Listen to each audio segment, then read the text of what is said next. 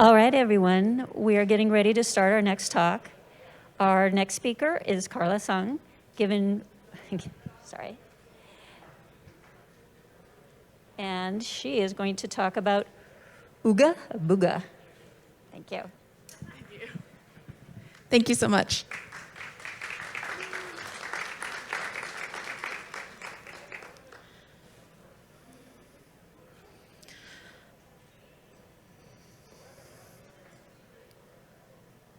There we go. Hello, everyone. My name is Carla Sun. I am a security partner on the product security team at Gusto, and today I'm going to talk to you about security incident response. Today, in particular, what it takes to develop and scale out an effective security incident response program. Rather than be like cave people, relying on blunt force trauma or attempting to reinvent the wheel from scratch, we'll actually examine incident response and how it works in other non-software fields. We can beg, borrow, steal their techniques from harder lessons learned and make our computer security incident response a little bit easier.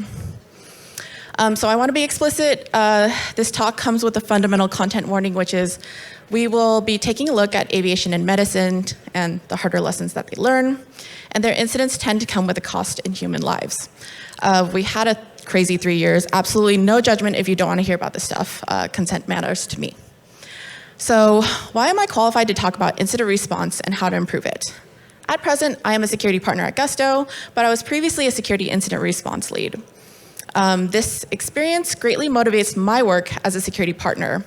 I joke to my peers that I use all my trauma from security incident response to try to stop them from repeating at Gusto. I'm also a contributor to a book that was recently published, Reinventing Cybersecurity. The chapter is called Confronting Inherently Flawed Systems. Hi, hello, I am an inherently flawed system. I compare confronting my own undiagnosed ADHD symptoms to how I confronted inherently flawed systems in computing and incident response. Thanks to everybody who came to the book signing yesterday.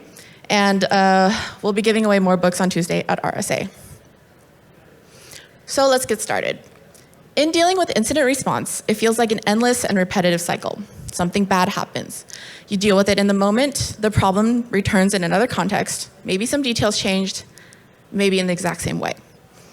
InfoSec Twitter is rife with examples of people lamenting the state of affairs. The high-level goal of incident response is to, in addition to mitigating a particular incident, is to help prevent similar incidents from happening in the future. To do that, we need to build an effective program that holistically tackles all of the incidents that occur over time and integrate all the experience and learnings from each in order to really make us effective at building incident response.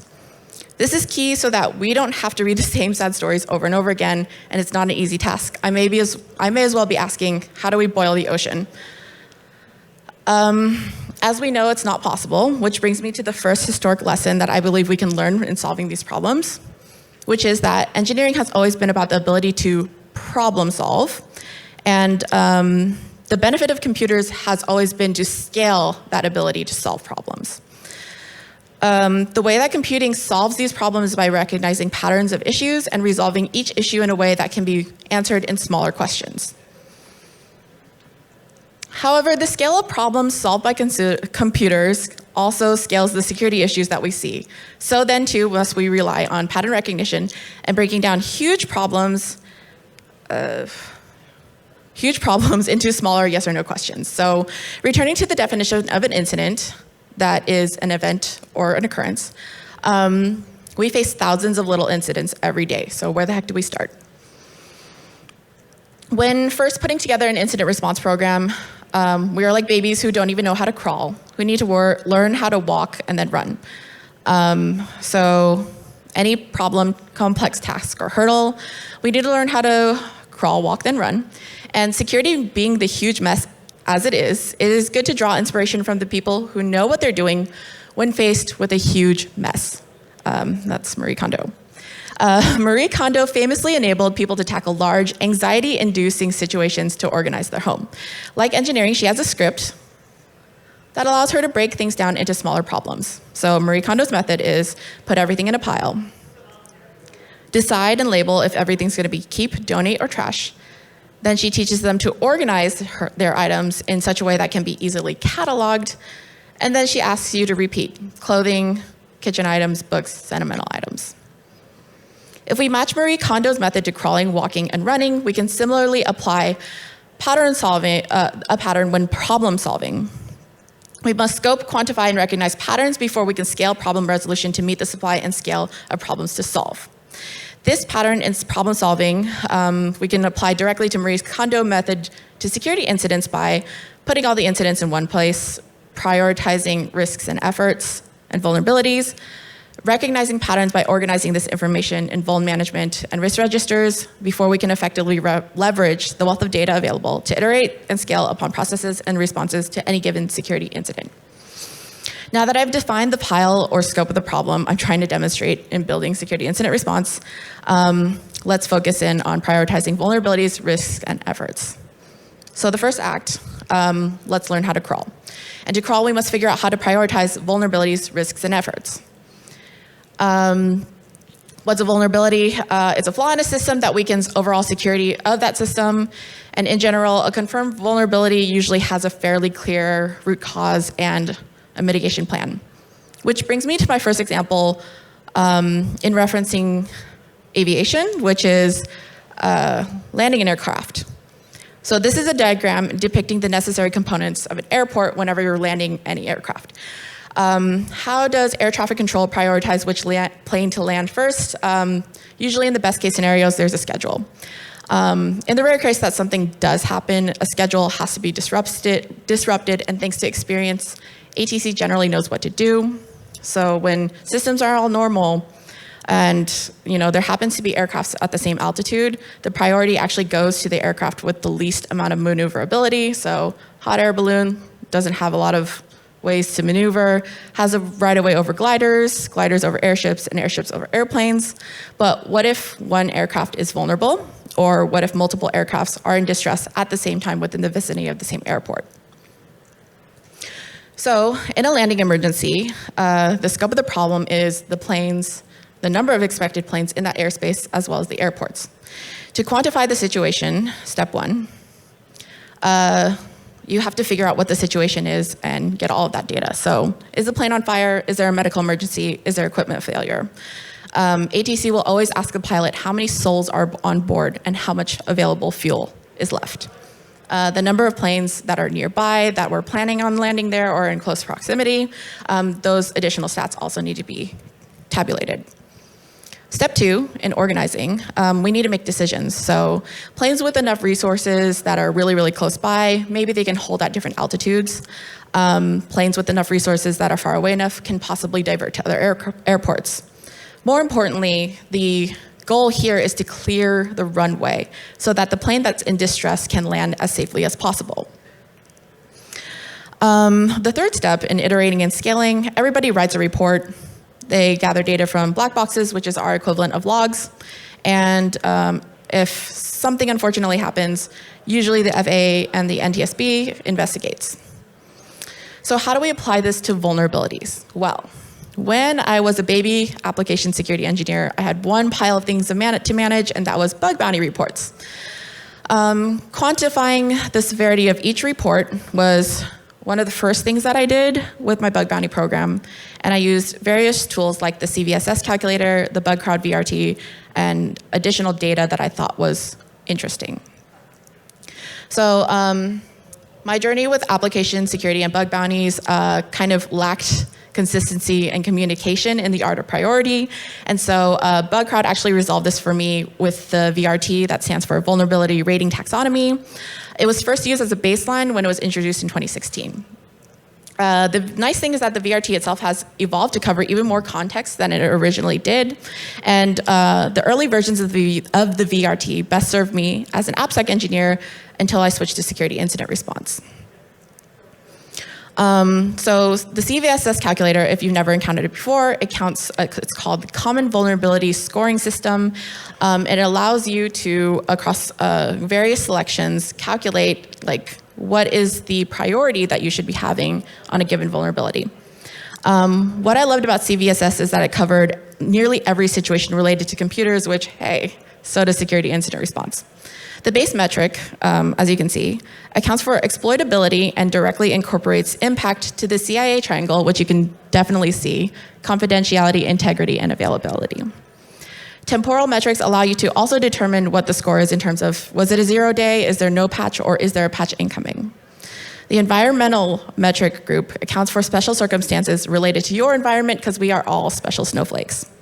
Every CVE has a CVSS score, and when everybody speaks the same language, communication is faster, less mistakes are made, less misunderstandings. The beauty of the CVSS calculator in practice was that my colleagues and I were never more than like a full number off when it came to comparing our CVSS evaluations, which meant we were all on board with how severe the situation was. These are examples of metrics that I found really useful to track alongside what I saw in CVSS and what I got from the VRT. Things like the priority, how much we rewarded, date reported, resolved, SLAs, who owned the fix, who owned the service that it was affecting. And most of these stats were actually inspired by a talk I watched here at BSides in 2018 by Arkady. I probably butchered your name, I'm so sorry, but it inspired a lot of my work in bug bounty. Once you've organized all of these datas, you are able to quickly sort like what are completed issues, what are old and overdue issues, what's missing SLA, and what are the overall vulnerability categories that we're seeing and trending in our bug bounty metrics. To iterate all of this data, it allowed me to prioritize which tools, which are the most common vulnerabilities were tied to teams, and also to prioritize which secure code trainings I wanted to focus on next. I eventually applied this methodology to the way that we were handling internally reported findings, and then eventually I used the same methodology to evaluate our security incident response vulnerabilities. It was thanks to all of this aggregate data related to my bug bounty that I knew on a monthly, quarterly, and yearly basis what our most common vulnerabilities were. And like I said, I could tailor secure code training and content specifically to promote awareness, mitigations, and best practices based making a data-based decision. I also put out a yearly State of the Union report of bug bounty, and it allowed our security engineering teams to prioritize what their next project was as well.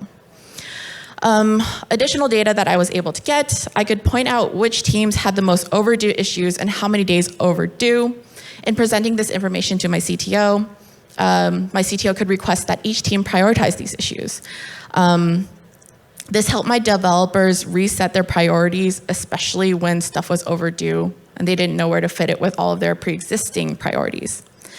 The most interesting trend is actually the chart on the right. In some time in like 2017, I had built an automatic reminder bot for overdue issues. And in 2018, because I'm a terrible programmer, the bot was broken. I checked the reminders, and the reminders actually stopped back in April. So clearly the number of overdue issues spiked until I figured out that the bot was broken. In Q4, I turned it back on, and it continued to trend downwards well into 2019. And I wouldn't have noticed this if I had not gathered the data and tracked the behavior. I go into more details about these findings and in my accidental experiment at this talk in Peninsula. The link will be in my slides, and the slides will be on my Twitter account no later than tomorrow. But the thing to know is that prioritizing when and how to resolve vulnerabilities ultimately reduces risks.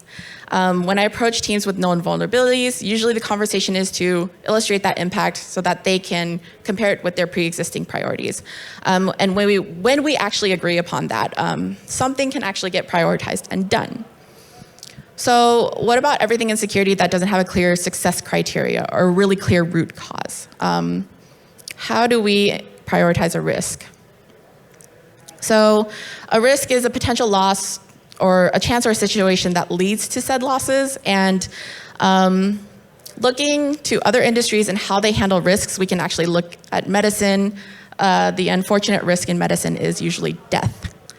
When you walk into an ER, how do they prioritize the patients when it's not clear what the root cause is, and therefore what the potential treatment might actually be?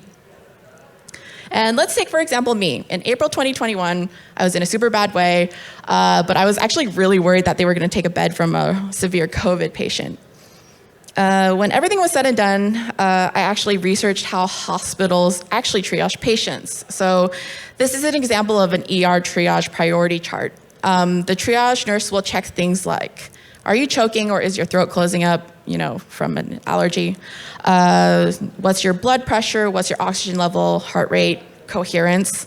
They take your blood and a urine test, and I was solidly between a 3 and a 4 on this particular chart. Everyone that landed in red, orange, yellow ahead of me, yes, please process them first. Like, all things considered, I probably would have died after months of neglect rather than seconds. So, in the context of prioritizing risk in the ER, you have everybody that's in the ER waiting room, potentially whatever they're calling ahead for that's coming in ambulances, the stats that I mentioned on that chart earlier, and then treatment and monitoring, which turned out to be IV antibiotics, and then monitoring, watching my heart rate come back down as I was feeling better. Ideally, we see these situations as either a confirmation of a checklist that exists or an unfortunate postmortem in the worst case. So how can we apply this to security risks? Well, okay, Marie Kondo, right? We have to compile all the risks, threat models, audits, and review findings into one pile. And we're going to have to crawl, therefore quantify. We need to be able to calculate the possibility of a risk happening and what the impact is. And you can't really calculate a possibility at scale. There are thousands of factors to be aware of, and computing the compound possibilities of millions of potential outcomes is freaking impossible. So there are ways to tackle this, and the easiest way to prioritize a risk is to quantify it. So this is an impact versus likelihood matrix, and it does exactly that. You take a risk and you consider how likely it is to happen, and you evaluate what the damage is if it is exploited or not mitigated. I think this is at least useful in mapping your priorities and getting you past decision paralysis, because when you have a lot of stuff, it can be really hard to start. A few downsides about this method is that it doesn't account for effort, and if different people are evaluating different risks, every person's version of unlikely or extremely common or rare are just slightly different. And it turns out mathematically the errors lead to worse than random outcomes. So it's not my preference to solely rely on impact versus effort in a first case basis. It's an okay stopgap. It's not the worst thing. So this book, How to Measure Anything in Cybersecurity Risk, specifically says there's no need for cybersecurity to reinvent well-established quantitative methods used in many equally complex problems. And so my proposal is that the CVSS score already accounts for likelihood by quantifying exploitability as well as impact. So that's exploitability, and likelihood, that's impact. First.org actually documents the history and evolution of the calculator to demonstrate its improvement and its improvements in precision. And with that understanding, it actually improves my confidence in using this as a consistent means to compare risks to one another. So after evaluating what the priority is on a particular risk, we compile all these risks into a register, and ideally we are tracking the state of all collective risks as we make improvements or whether or not we grow in scope. From there, we are able to prioritize efforts and possibly mitigations based off of what we are able to see trending in our risk registers. I will reiterate that I believe that a risk cannot, if you really believe that a risk cannot be captured by the Cvss calculator, because maybe there's something exists that I don't know, then you should utilize the impact versus likelihood matrix to mitigate hesitation, because doing something is better than doing nothing. To reduce inconsistency in measuring the priority of a risk across people, there's actually a technique that I learned from 8th grade science class, which is, does this look familiar to anyone? Raise sign of hands. Yeah? Okay, so it's a graduated cylinder, and this is used to measure the volume of liquids, and the unfortunate thing is that everyone in your lab group measures slightly differently. And so the technique here is to actually have the same person measure every time. If somebody's off by 10%, then they're consistently off by 10% compared to having 5 different people with 5 different variances measuring, like making 5 different deltas, right? So the benefit of data is to be able to observe changes between states or conditions, and using the same person reduces the overall evaluation variance compared to different people imprecisely making the same measurement. I theorize that risk registers with one administrator reduces qualitative variance compared to every contributor of registers giving their own version of extremely likely or rare. So in conclusion, the ER clearly knows that stats like oxygen, coherence, BP, and heart rate were the best stats to triage ER patients. And the same must happen if we are to go in any direction to start mitigating risks. So I've identified a ton of problems. You've, I'm sure, all identified a ton of problems. How are we going to start fixing it? Prioritizing risks and vulnerabilities don't account for effort that it would take to remediate or mitigate them. So how do we prioritize it? There are 2 types of efforts that I think exist out there. One is one with absolute order. You're solving an ongoing emergency and you already have the luxury and experience of knowing what order things should go. These are closer analogs to playbooks, but playbooks require maturity. Then there are efforts without a clear order, like a pile of vulnerabilities and risks. Maybe they're all the same priority. And I theorize actually that the COVID-19 vaccination authorization was analogous to how we can prioritize effort. We had 300 million people in the US, and by the end of 2020, vaccine supply was still limited due to manufacturing constraints. Vaccine authorization is actually sorted by age and health status, and there was also the status of the vaccines being available under emergency authorization use. So with these known figures, what's the best order to prioritize distribution? So this chart is a very unscientific assumption of how much effort it would take to remediate COVID while unvaccinated. We knew that the risks to elderly, disabled, and immunocompromised people generally had worse outcomes. This is compared to the CDC vaccination schedule. So the only thing to know here in this column is the number of vaccines that we're eligible for only grows as we hit certain age milestones. So like 3, 5, 17, whatever, until you're past 65. And then of course, at the very top of the list of the highest number of vaccinations available is usually for immunocompromised individuals. I noticed that the Department of Health and Human Services authorized the vaccine in the order of how many vaccines the age group was eligible for versus the likely impact of complications from COVID-19. The age groups were based off of how we studied vaccines in the past and which ages they're considered necessary. So the populations were authorized, but vaccine supply was still limited, so there was another consideration. I know it feels like so long ago, but this was a resulting order of priority in COVID-19 vaccine distribution. Immunocompromised individuals were able to get theirs even if they were younger than 65, well before the elderly or non-disabled people. So the CDC continued to distribute and monitor the effectiveness of the COVID-19 vaccine, and they're able to conclude that all approved vaccinations would require boosters. Currently, the 4th shot is recommended for elderly and severely immunocompromised individuals. So they figured that out, right? So how do we sort security efforts that may not have an obvious order of operations? First, we need to pile all of the ideas together. So resolutions, mitigations, and whatever your resource constraints are. And let's say that this is a list of projects your team wishes to tackle. How do you choose one over the other, and which efforts are actually worth doing? I believe that this question can actually be resolved by a product design exercise that sort of helps you prioritize and organize your project ideas. And this is called an impact versus effort matrix. So you have your team put all of their project ideas in sticky notes. And the first exercise is to actually order all of the ideas in a row from lowest to highest impact. The only rule for this step is no 2 projects can occupy the same X coordinate. So your team should also start sorting these things as advised. This is also a nice exercise to see if your team can communicate why they believe what projects will have the impact that justifies their chosen order. So like to do it at yearly planning. So they're trying to figure out the order, and finally we have a nice row. After you are able to order everything based off of low or high impact in order, you repeat the exercise again vertically. So you order your project ideas from low to high effort, and you want to keep the same X coordinate of the sticky note.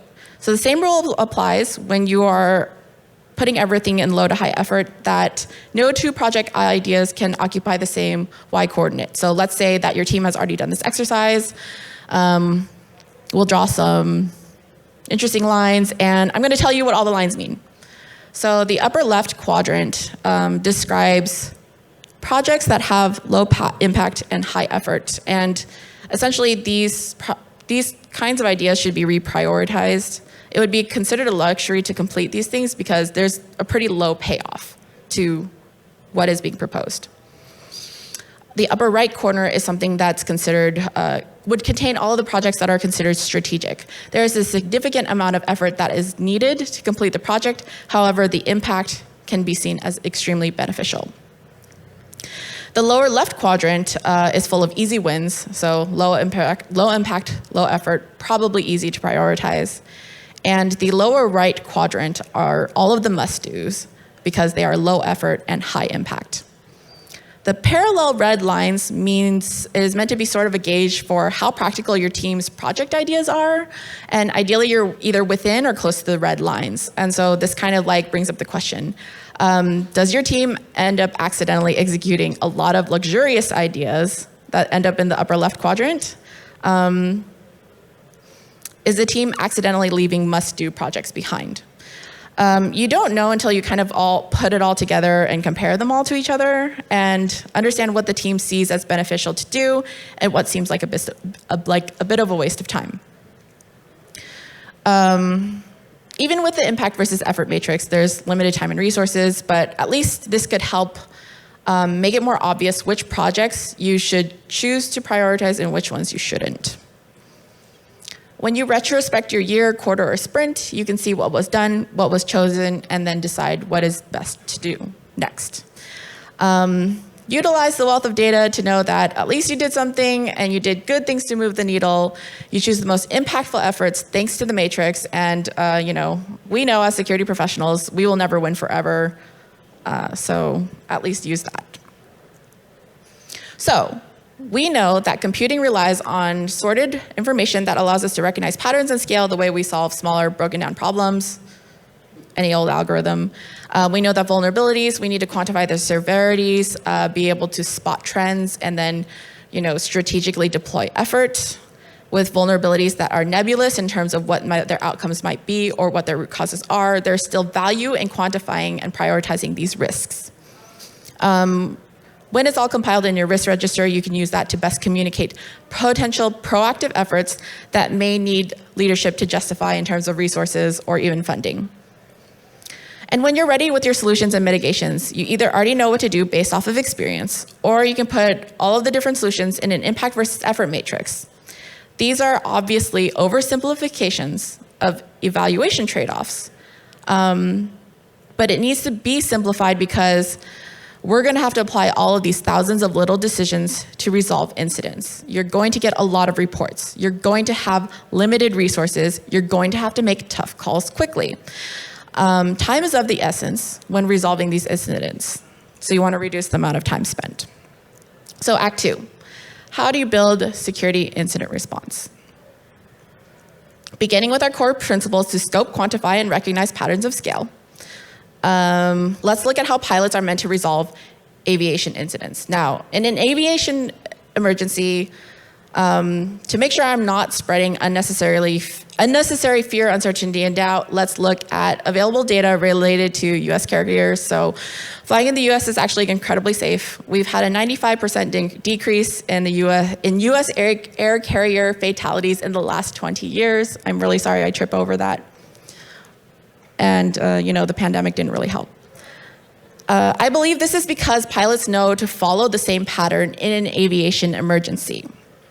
When something goes wrong in the air, the pilot's scope is the plane planes that might be nearby, passengers, where they are, what the plane is telling you, and let me tell you, a modern airliner tells you a lot of different things at the same time. That's their Marie Kondo pile of information. All that data allows pilots to organize the data that they're receiving, understand their instruments and what they're telling them, and they use previously recognized patterns to figure out what has happened.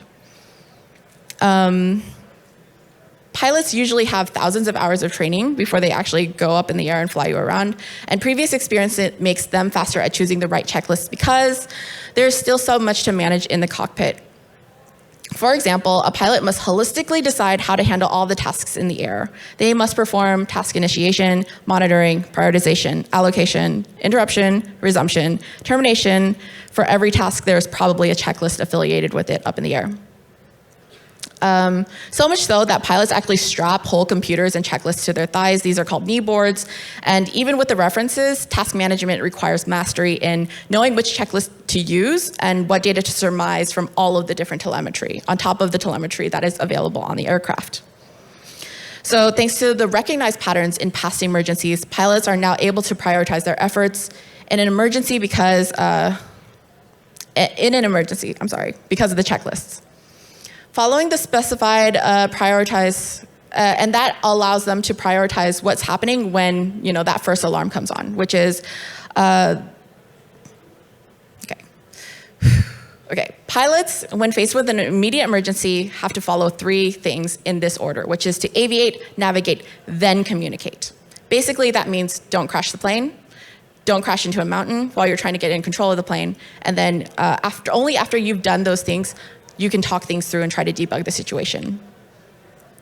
They have to organize the incoming tsunami of information and process it and then prioritize their efforts for the best possible outcome.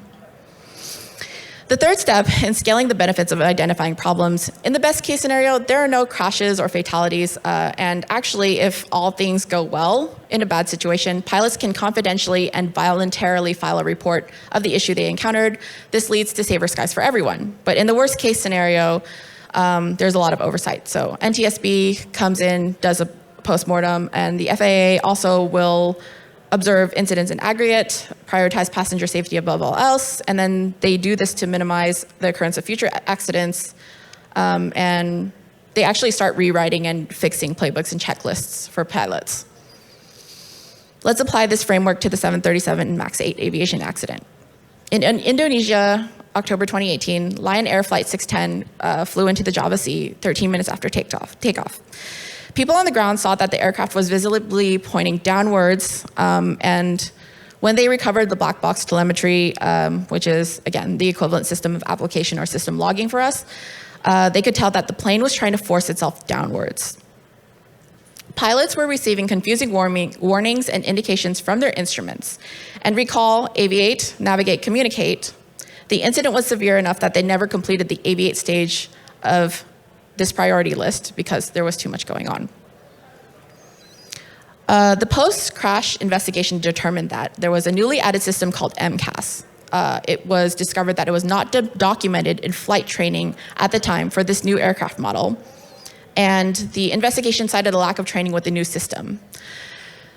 The new system created unexpected behavior in the cockpit that the pilots were not trained on. The manufacturer announced that it would update the aircraft software to fix the issue and train pilots with an additional playbook. Until the software fix was distributed, upon discovery of the issue caused by MCAS, the playbook was to disable the system when it was suspected of misoperation. In our scope, we have a stricken airplane with confusing warnings, and to begin dealing with that new plane design, the MCAS system was unknown to pilots at the time, and it was in fact omitted from training manuals. So there were no relevant checklists and trainings to deal with the new MCAS system. So step 1 here is unfortunately completely omitted. Pilots were made to walk before they could even crawl. In step 2, they never really made it out of aviate before they hit the ground. And step 3, of course, was the post-crash investigation and recommendations it issues, which was to disable the system if it was suspect. And by now, we can see some of the similarities between a security incident response for a single incident and an aviation incident. The scope is the singular incident report, which is all the things that are going wrong. Step 1 is to crawl. We have to quantify, prioritize, and then prioritize the relevant vulnerabilities, risks, and efforts. And then step 2 is to walk. In the air, pilots need to make sense of the data they have and figure out what they're going to do about it. In security incident response, we have to figure out what efforts are going to fix the problem and prioritize them. This enables us to come up with a cohesive mitigation plan. And only with these plans can we effectively execute these prioritized efforts. Step 3 would be to iterate after the incident is over, so effective postmortems are key. Ideally, we are looking at these postmortems to make future incidents smoother and less painful. So about 6 months into incident response leadership, pattern recognition allowed me to make a simplified workflow. Simplified, I'm sorry, it looks really complicated. But essentially this was how to handle incidents consistently, and this was built from data that I had in incident reports. So the data that I had in incident reports were specifically documented timelines and all of the detailed action items for every accepted incident in my scope. So like, for example, every square or rectangle was actually a task. Some of them had their own checklists. And every yellow rectangle was actually, who are we calling in terms of subject matter experts? One of them I used to call in is right there. And then diamonds were if-then statements to trigger what's the next task or checklist. Another pattern that I recognized because I had all of this aggregate data was my fellow incident manager on-calls, IMOCs, were experiencing incident fatigue, and the data demonstrated that we were taking on too many low-level incidents.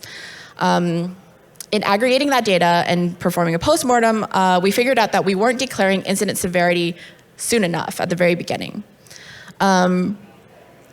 We changed our protocols to ensure that we determined incident severity before we decided the incident would be accepted for incident management. So prevented burnout for my IMOCs.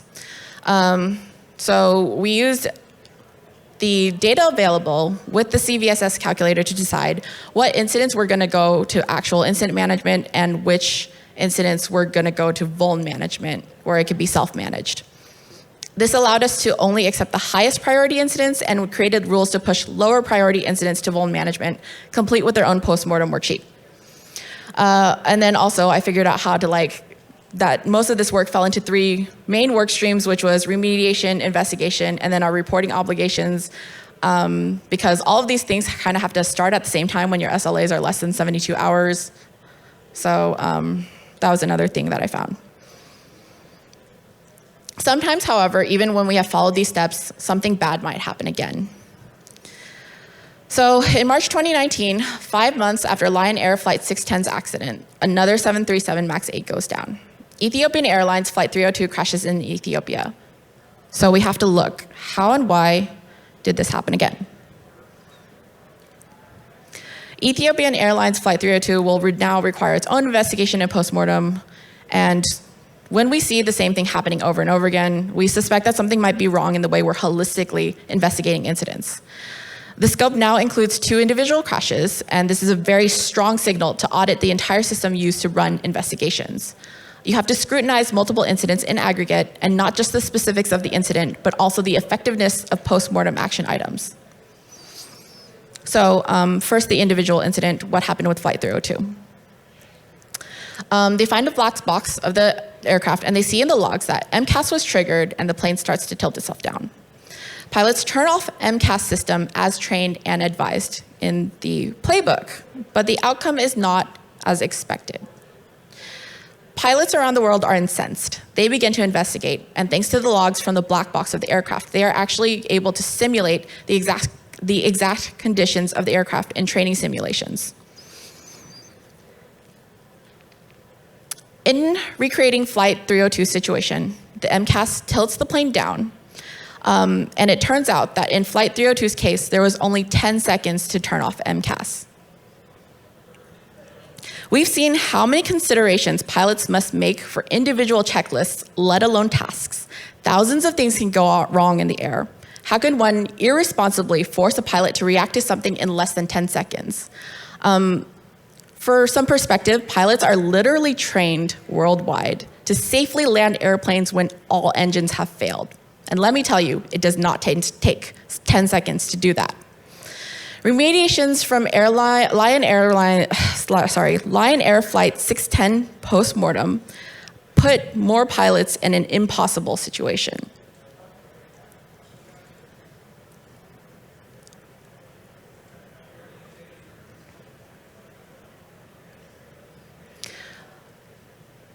So the prevailing theory is that MCAS is actually governed by a single sensor on the MAX 8. And usually on other planes, there are actually redundant sensor inputs. So the MAX 8 lacked sensor disagree logic. There is no way to signal or to correct for a faulty sensor if there is a single sensor feeding that information. Unfortunately, the MCAS put these planes in an unrecoverable state if they were not fast enough to react, if the pilots were not fast enough to react within 10 seconds. As an aside, the OWASP top 10 vulnerabilities includes something called insufficient monitoring and logging. How would you know if a single sensor is failing if you don't have other sensors to compare and correlate it to? How are investigators and pilots supposed to correct for this with insufficient logging and monitoring? The result of all of this was that the MAX 8 was grounded for almost 2 years, and there are other theories that potentially contribute to the root cause. As of today, the final report for 302 is actually still pending. So, Lion Air Flight 610 and Ethiopian Airlines Flight 302 were repeat incidents, but clearly required much more scrutiny. When you see repeated computer or web application security incidents, you end up needing to audit your entire program holistically. So now the scope is all reports, especially those that are duplicates or repeats of incidents that you're seeing. To crawl, we have to quantify our metrics in aggregate. What we did, how we did it, why we did it, who did it, and the effectiveness of what we did about it after the fact. What were the similarities and differences between the two investigations in the case of the MAX 8? This data, for example, across multiple security incidents would allow you to better ascertain which factors would make your incident response program better or worse. To walk, we have to revisit all of our checklists and playbooks for how we handle incidents. And to run, we must always be improving our incident response plans. It is essential to retrospect and to introspect all the views that encapsulate this, prior incidents, and similar incidents. We must post-mortem our entire methodology as well. In the case of Lion Air, it was really easy to point some fingers at insufficient training. The assumption was that if the pilots were aware of the system, then the system could be turned off to prevent another crash. In isolation, it was reasonable to add some training, add another playbook, another checklist, call it a day. But the Ethiopian crash demonstrated that blaming the pilots was not enough. Additional training was not enough to save the day. Pilots successfully performed the proposed playbook and did all the right things, and MCAS still put the plane into the ground anyway. In hindsight, Boeing's plan to require more training, keep the plane flying while we were waiting for a software update was all actually approved by the FAA and had disastrous results. Boeing was fined $20 billion, they lost $60 billion in sales, and there was a lot more federal oversight as a result of this, which if you are curious about these reports, they're actually pretty fascinating. I'll make these available on my Twitter.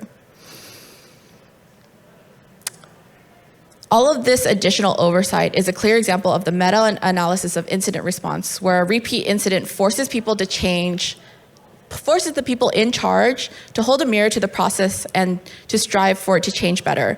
And one can only imagine that similar mirror-gazing exercises are being conducted at Boeing as well. To quote Rory Kennedy, who recently put out the Netflix documentary Downfall, they kept the planes in the air, banking on the hope that they'd create a fix before another plane was crashed. So in summary, we've covered a lot of ground today. The high-level takeaway I leave you with: we don't need to reinvent the wheel. We do not need to repeat the same sad stories, and we need to be able to crawl, walk, and run. And to crawl at a bare minimum, we need to know what the data is to organize it and make it quantifiable. We need to be able to prioritize our vulnerabilities, risks, and efforts, lest we be caught without a playbook when push comes to shove. In walking, we need to be able to track all of the data. These are the individual building blocks so that we can build the context and history that we have quantified into the format of timelines, triage metrics, SLAs, and everything relevant to an incident. And we should organize all of that into playbooks, workflow diagrams. We should review with a critical eye each incident holistically as they end. And this should also improve what we provide to incident responders. Finally, we need to be able to run, to scale out our incident response program's effectiveness as a whole, and so that we can plan for the future. Tabletop exercises that simulate incidents with people who have the most power makes a huge difference in the smoothness of an incident response. So this is a callback to pilots recreating the situation in pilot training simulations. We have to learn when to say no as well.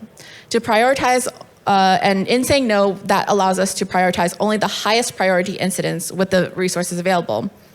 And with all of this, we must continue to update our playbooks, build templates for incidents, and automate what we can from a holistic perspective. Oops, sorry. Reading the same sad story over and over again can make us really unhappy, and perhaps studying history should make us feel bad. History gives us the context we need to learn from it, the wisdom to prevent it from happening again, and to give us the motivation to say never again. But while there is a benefit in learning how to build the real wheel, there's no need to actually reinvent it. Always remember that those who do not learn from history are doomed to repeat it. So these are books, the documentary, and the B-Sides talk that were formative to my perspectives provided today. I want to briefly thank B-Sides. I've been coming since 2017. Thank you for hosting my first major 50-minute talk. And I'd like to thank every teammate, coworker, and product council, every CISO, every security conference, mentor, teammate, every history lesson. Thank you for empowering me to do things better, and let's all do better. Thank you for your time.